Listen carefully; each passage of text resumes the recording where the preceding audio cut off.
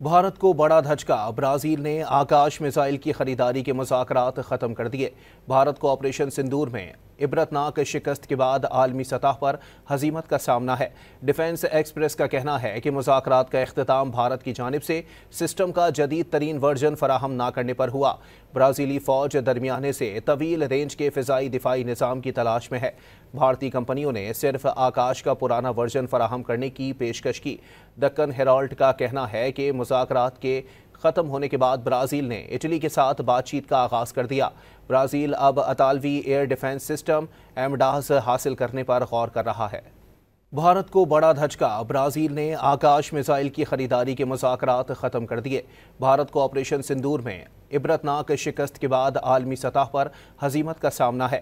Defence express کا کہنا ہے کہ مذاکرات کا اختتام بھارت کی جانب سے سسٹم کا جدید ترین ورژن فراہم نہ کرنے پر ہوا۔ برازیلی فوج درمیانے سے طویل رینج کے فضائی دفاعی نظام کی تلاش میں ہے۔ بھارتی کمپنیوں نے صرف آکاش کا پرانا ورژن فراہم کرنے کی پیشکش کی۔ دکن ہیرالڈ کا کہنا ہے کہ مذاکرات کے ختم ہونے کے بعد برازیل نے اٹلی کے ساتھ بات چیت کا آغاز کر دیا۔